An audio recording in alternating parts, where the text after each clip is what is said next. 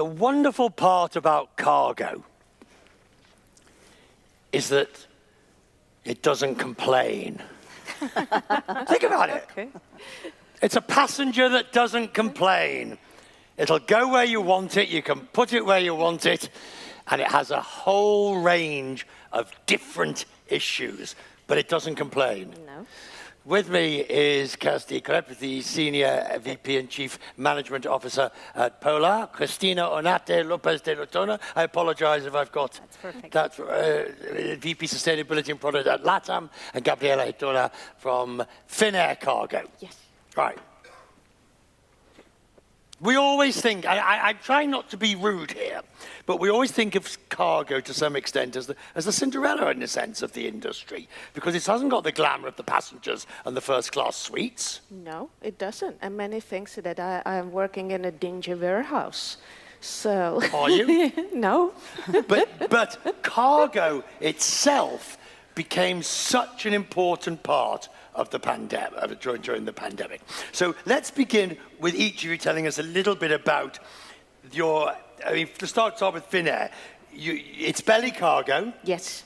As opposed to freighter. No, we have passenger belly cargo. That's right. Yeah. So it's belly cargo. And what was it like during the pandemic? It was hard. But cargo was like the positive side for the company, that we have really used our capability to transfer the cargo, to support the company, to support also the transport of the goods from the countries and also to Finland. So it was really great time. Could you feel the change? Was it dramatic when it happened? It was so dramatic.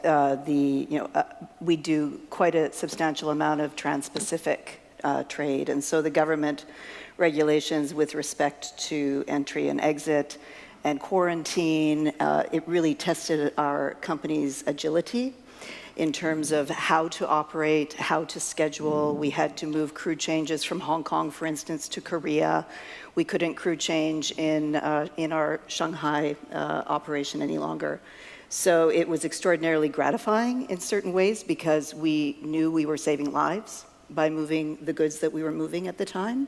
But we saw yesterday in the very interesting economic report, we saw the way cargo dramatically increased in terms of the demand for cargo. Now, in terms of Polar, it is a freighter fleet. Correct.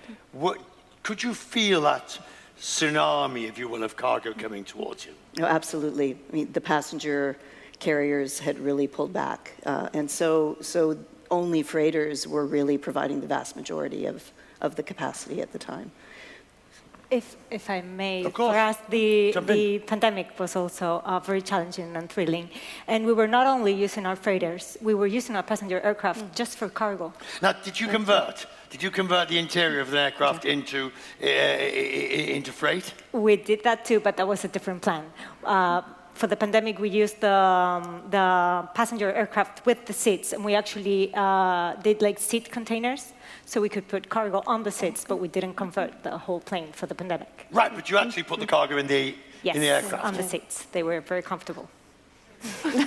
Yes. Yeah, I can even hear the cargo complaining that they didn't get a first-class seat. They sometimes complain too. You converted? Yes, we did. Strip the interior of the aircraft? Yes. And then did you have to put the rails in and yes, put the cargo? and the nets, and so, yeah. It was really interesting, and I think we should be proud of what has happened during the pandemic. I think all airlines that we were so agile and we could react on the demand at that point and support our airline when there were no passengers basically at that time. Was it hard? Was it difficult? Yeah. Long hours? Operationally, it was difficult, really difficult. We had to think about new things, the planning what we haven't done before, the load planning we haven't done before, the new demands by the authorities, also what you need to have to accommodate this kind of operation. Yes, it was difficult. Very long hours. Also very challenging for the people in the operations because we were also dealing with personal situation, right? Like We didn't know if they would get COVID or not. So, and also for us, it was challenges because, for instance, we started flying to China in order to get the vaccines and all the PPE products for South America. So it was. Yeah, as Cristina said, it was really the ground operations team that are the heroes. They were wearing sort of hazmat suits in 40 degrees temperature. They were the ones actually moving the vaccines, moving the masks, moving the test kits to destination, physically touching cargo. So there were a lot of long hours and a lot of heroes in the entire chain. As you look back on that period, it's only 4 years ago, does it seem unreal? I mean, I suppose anybody in this room who saw airlines being closed down, passenger airlines being closed down, the growth of cargo, it seems unreal now. Yes, It does. But we managed it. You managed it. we did. All right, so you come out of cargo's the hero, heroines to the front, and then what happens afterwards? How does cargo develop? Because I was interested to see that number has slipped. Yeah. Yes. That number Quite has rapidly. slipped. It was quite rapid down. Yeah. I Yeah. think the last year was quite. 2023 was Yes. tough for Yes. cargo, especially Yes. because of the yields. Also, we saw a shift in the customers that we serve, or the segments, because we got a lot of e-commerce that started pre-pandemic, but then during the pandemic, it sort of grew a lot. And after the pandemic, we still have a lot of e-commerce, and that has a lot of implications and challenges to handle those packages. Go on. So, so e-commerce, for instance, it has handling challenges because you have to manage a lot of small packages, which it's not our traditional cargo. You have visibility requirements, and you have also controls that you need to put in place for the safe transportation of e-commerce, because it has a lot of lithium batteries, which is a dangerous good for the plane. But as I understand the e-cargo, there's a difference between those distributors sending from China and places direct to the consumer versus those sending into wholesalers and breaking up points in Europe where the thing is then transshipped out as well. Right. More and more stuff is being sent direct to the consumer, Yes. Yes. which essentially makes cargo like the post office. Yes. Yes. And there is a big demand on the data and the accurate data, and it's the demand also from the authorities. So this is really a big What sort of data? the customs data, for example, to the EU. So Right. it's really challenging for us currently to implement this. Such a huge amount of data. It can be 10,000 on different commodities in one big package. So You see, the it's- problem is all these people here will buy something Yes. online in China through a recognized portal without necessarily realizing that is going to be posted from China via air cargo direct into the postal system of the final delivery country. Yes. And that's what you're doing. And that's what we're doing. Exactly. And they expect to see where the package is at all times, which is challenging for air cargo because we're not used to having that sort of customers. Like air cargo customers are more, let's say, trustworthy in the sense of they know it's airport to airport and they don't need to see everything. So I think the biggest challenge in cargo generally, e-commerce included, is it's a one-way ticket. Okay? Yeah. So it doesn't buy the round trip. So for our colleagues on the passenger side, generally your customer is buying a round trip ticket or at least a multi-city stop, whereas an e-commerce package is from the point of manufacture, let's say China, to the destination, let's say the United States. And so it's a But why very is that- imbalanced trade. Right, but then that just means funny enough, I know a bit about this because I happened to be at an airport recently, and there was a pilot from a cargo company who said they would just come in full, but they were going back empty. Right. And I said, well, why is that? He said, because everything's coming in from China, but nothing really is going back there. Yes. Was that your experience? Yeah. Yes. Yeah. There are certain things going back, but let's say 80-20, 70-30 in terms of if you can just look at the load factors on a round-trip basis, and certainly out of Asia, you're full. But it's always kind of challenging to get the payload on the both sides, on the way there and way back. So you might get something and you might not. So it's the cargo. And the cargo challenge is the short booking window. So we don't really know. It's just also 1-2 weeks before departure, people start to book the cargo. So it's really... Really? Yes. But Yes. I've always thought of cargo Yeah. as big things for companies going in big crates that you see getting shoved on the aircraft or in containers. And there's a lot of that, to be fair, isn't there? There's a lot of that. there is semiconductor, stepper shipments, things like that. Aircraft engines, certainly, but... Companies knowing months in advance, we're going to be sending this number of spare parts to this particular destination, Right. and we're going to book this much space on the aircraft. There is, yes. But that's the predictable bit. Mm-hmm. This is the new bit, which is quite profitable, but is very unpredictable. Yes. The e-commerce. Also, you have all the perishables, which the perishables. Right? Oh, yes. We'll come to them in a minute. Okay, because that's also unpredictable because of the weather. That's a whole different No, story. but I'm sticking with e-commerce for Sure. the second because e-commerce has revolutionized to an extent your business. If you take us out post-pandemic, your newer business is this e-commerce, and it is disrupting the cargo industry, better or worse, but it is a disruptive force.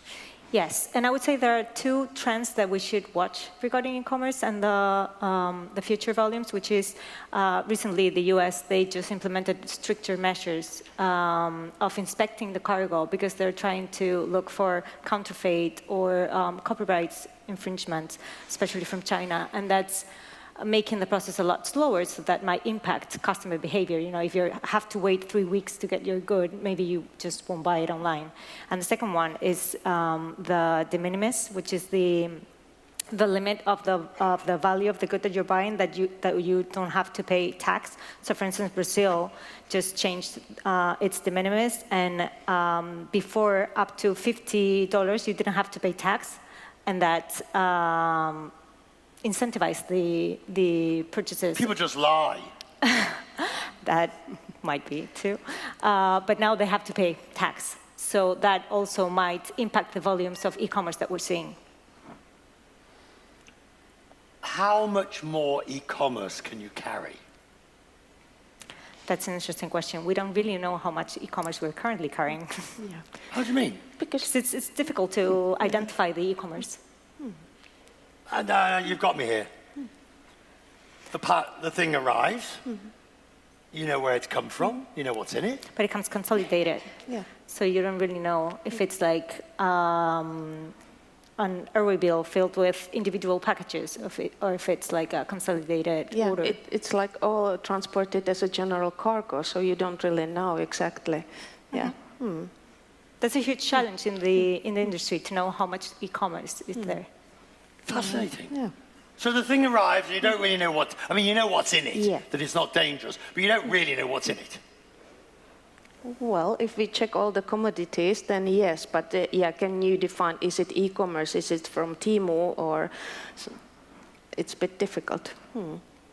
Yeah, it's always been a challenge, I think, for everybody to identify what is e-commerce, what is general cargo.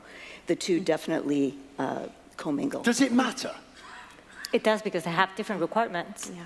And they have different expectations, so it really matters for your operation to know what's the level of visibility that you need to give, or the handling procedures. So it's something that we're trying to get that data. Let's talk about perishables. Let's talk about that. Now, Finnair, what is most of the cargo that you move? That's from the Europe, it's the Norwegian salmon. Salmon. That's perishable, and I guess Cristina, they have the same, yes, but it's the Norwegian salmon where we are really good. We have a great cold chain, like driving the trucks from the north of Norway to Helsinki, cooling trucks, and then going through our very nice cool terminal and a quick turnaround on the tarmac. Usually it's not so hot on the tarmac in Finland, so the cool chain is stable until going to the customer on the other part of the world. So that's the salmon. That's the salmon. And actually going in the belly of the Of the belly, plane, right? yeah. But you've also got Crabs. Crabs. Yes, from Norway as well. right. And what happens with them? Yeah, they are more sensitive because they are alive. What? So they are hibernating when they are transported. So we have to be really careful when we are transporting the crabs, and we are kind of close contact with the customer. So if we expect some operational challenges or delays, we call them, don't send the truck to us because it's sensitive cargo. What do you do once you've got the stuff?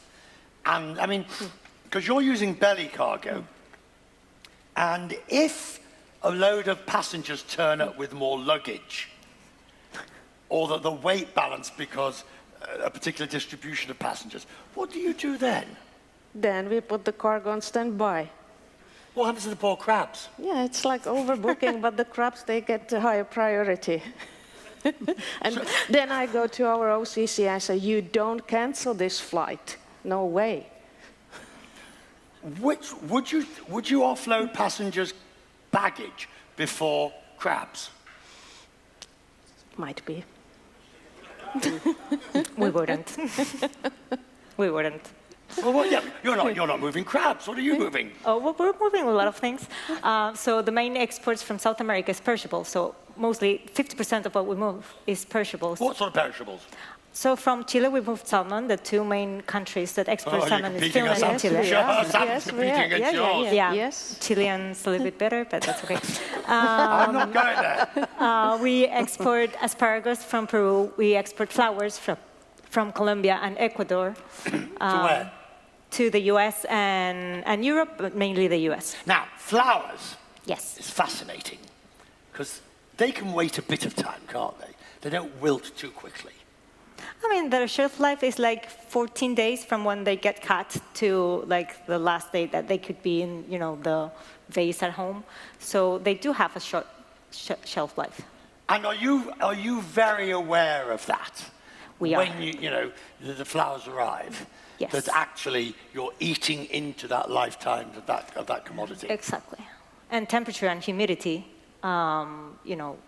affects that. So we have to monitor everything. And we're not that lucky as in Finland. We go through Miami, which is hot and humid. So we do have to have very fast processes in the tarmac and then have like cool warehouses for the perishable. It's cherry season right now off the West Coast. What? Cherries. Cherries. I like cherries. Yes. Yeah. Flowers move westbound from the United States into Asia. Mangoes, everything that comes up from Central and South America transits, let's say, in Miami or in the Midwest, and will get on our aircraft as well, in addition to capital goods. We'll come to capital goods. I'm fascinated by perishables because it requires an entire infrastructure, an ecosystem to maintain the value of the final product. A car part, frankly, if it arrives late, it'll cause some misery, but it'll still work quite nicely. A spare part for an automobile. But the flower or the crabs or the asparagus arrives late, well, then you've lost your product. How do you cope with that? So you really work very closely with your customer. Your customer is ultimately deciding, when to move, let's say, the cherries to the airport, by truck. It's absolutely perfectly timed. If you, for some reason, have a problem with an aircraft, an AOG suddenly or something, you definitely immediately get in touch with that customer because you do not want those cherries coming and then sitting and waiting. You want them to be able to make alternative arrangements. So. And I want to raise here another challenge that we have, which is infrastructure. Because before we were listening to Dubai Airport, right, talking about all the plans for the passengers, and this commonly happens that they forget about cargo when they design the airports. So it happens that the cargo warehouses are far away from the airplanes, and then we have all that transit time that we need to take into account. I've seen some of the cargo centers in this part of the world, particularly up in Qatar, where they're they're massive, highly automated procedures. Is that the way forward? Depends if you've got the space for that on the aircraft. I mean, many of the airports are quite constrained. So yeah, absolutely, it's the way forward. Digitization, automation, and really trying to be extraordinarily efficient and take minutes out of the transit. But how relevant is the bureaucracy of it all? You're smiling at the mere mention of that. I mean, I would have thought that you're using well-traveled paths with well-known suppliers and shippers, and the paperwork must be reasonably well digitized. Would I be wrong? Or? No, it's not. Cargo is dinosaurs in the digital world. Really? Yes. We're not digitized. Yes. There's an IATA study that the data is touched 97 times, I think. Yeah. Correct? So there is 97 potential mistakes.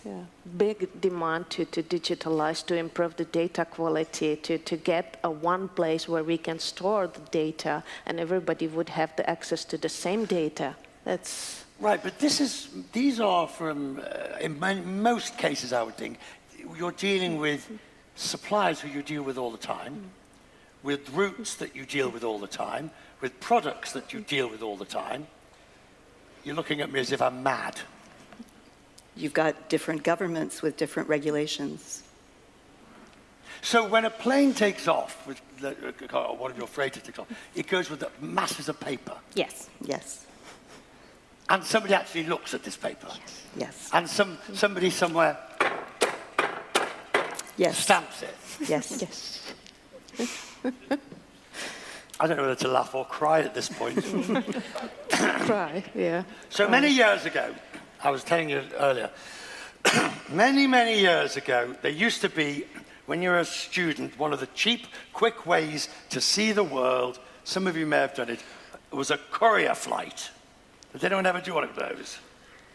Where you would travel with the documents for bags of stuff that was in the aircraft underneath you. And you got a free flight and X amount of baggage. Now, those days have long since gone, I think. It's not quite as relevant.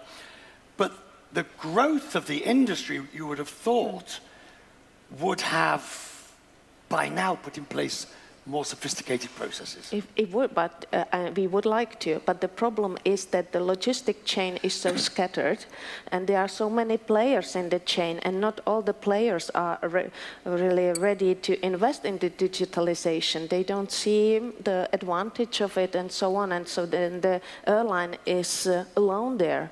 So we really, as a Finnair, we really appreciate that the IATA has announced now to move to the one record and from 2026, and we will implement it in our systems. But we need not only us, there's other airlines and also the other forwarders, to join.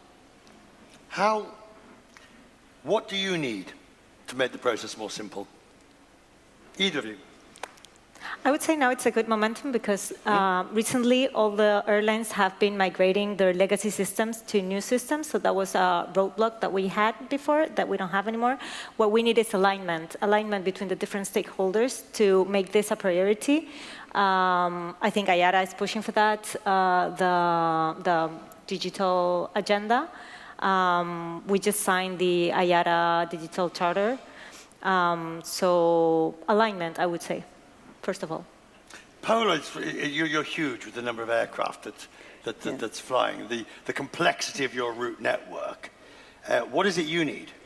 So we're going from a very, I would say, a dinosaur version of our cargo management system to the cloud. So that's our huge project this year. And once we're in the cloud, then we can do all of the right things and become much more easy to share data effectively and really be able to more transparently explain where the things are. Do you in the chain. think the industry appreciates the significance of cargo? It did during the COVID. Yeah, but that's a version of what have you done for me lately. Yeah. You know, that's fine. Memories are short. Yes, memories are short. I mean, I'm getting the answer what I want, just by the look on your faces that you don't want to actually say, you know, because this idea of cargo, it still is this. I tell you, the two Cinderella areas of the aviation industry, cargo and baggage. And yet they're the two areas that can screw up the most and really ruin the day, can't they? Absolutely. We were laughing yesterday because actually many people conflate the two, and they think that the baggage is actually the cargo, and indeed it's not. But absolutely. I mean, you started off saying we don't have customers. Actually, we do. Our customers are extraordinarily demanding. You need to make sure that you hit your on time, your transit times appropriately, or they will definitely get in touch with you. Right, but at the same time, their product can be offloaded. Yes. Yes, but for instance, for us, we have a product for that, so they know what they're buying, you know? Go on. So we have a time-definite product. So we tell you this will be at destination in 4 days. I'll try to fly it on the 4 first days? days. Well, for instance, Right. 2 days, 3 days, depends on the cargo. You can choose the amount of days. But let's say I will try to fly it on the first day, but if I cannot, I'll try on the second, you know. It's not very different from the, you know, when you get these messages that they're looking for volunteers because the flight has been But the oversold. majority of passengers go on the right day. The majority of the cargo get on the flight. It's just a small percentage that might get not on the flight because of the different variables that affect the payload. Right, and how do you decide what doesn't go? Because of the product that they bought. So if they buy an express product, it will for sure fly. Yes, we have the Your same. crabs are flying. Yeah, our crabs are flying, whatever. Your crabs are flying regardless. Otherwise we've got hibernating crabs waking up, which we don't want. It used to be said that only high-value stuff went by air. Is that true? Not No, really. perishables is not high value for sure. Pharmaceuticals, all the Pharmaceuticals is exotic stuff, high all the value, high-value semiconductors, they went by... You're laughing. I wouldn't know if, But yeah, critical, urgent, also high value. But does heavy machinery ever? Yeah, car spare parts, it's quite often we have from Japan to Europe. Really? Yeah, Ron put on a boat? from Toyota or other companies. Yeah. It can be very low value in terms of its actual value if it was being sold in a store, but I think the value is created by what is needed in terms of transit time. So that's really often what determines whether it's air cargo or goes into the ocean container. So masks during COVID, those were not high value in terms of purchasing them from a store. However, they were in high demand. The fascinating part is this is three-dimensional chess. To listen to you all, to how you actually move. I mean, passengers even actually sound quite simple compared to moving lots of cargo. Oh, I would say, you know, one seemingly unrelated situation, not even in my market, can immediately impact. So I heard yesterday somebody say agility is the new stability. That is our mantra in air cargo. Agility is the new stability. You've got to be nimble, ready, always situationally aware. What is happening geopolitically? What is happening from a weather standpoint? Poor you! Your crabs can't go over Russia. Yeah, no, can't. And this was a big challenge for us, for Finnair. So I fully agree with Kersti that we had to be agile and plan the new routing over the polar or the south route. So we had to react really fast. Otherwise, the crabs would stay in Helsinki. So, yeah. Which you don't want. No. I finish on this thought. As we come towards the end, one of the reasons we were delighted to have you all here, of course, is the diversity question that gets raised again and again. And certainly cargo is one of those areas in the industry, because I know you've been talking about this quite considerably about it, that you don't necessarily think of being amongst the most diverse areas of aviation, do you? No, I really think, as a collective, as an industry, we have a lot to do here. At Polar, we're 50% SMT is women. We've got ethnic diversity, nationality diversity, and that really drives creativity. It really drives great decision-making. So, but the pipeline, the attraction, you talked about people think I'm working in a dark warehouse, but it's actually quite a creative industry. So we really need to work, and perhaps, we could look at having a human resource advisory council as an example, or just to really talk about the branding of diversity and trying to get more diverse talent into the pipeline for the next generation. But do eyebrows get raised when you say you work in cargo? Yes. Sorry? Yes. Yeah, they do. What do they say? But I would say that partly because they don't know what air cargo is, so maybe men also get that reaction. But yeah, partly because they would think like, what are you doing there? Like. And I think I have the privilege to work for the Nordic company for many years where the gender is not the issue. So maybe it's not in the Nordics or Finland, but yeah, other part of the world, yes, it's not the same everywhere. You can spot the difference, Yes. in a sense, in the way of the reaction. What is the one thing, let's finish on this.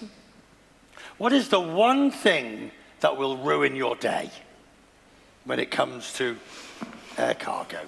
The one thing that you're sitting at your desk and somebody says, oh, by the way, and you think, oh, God, my day's just gone down the toilet.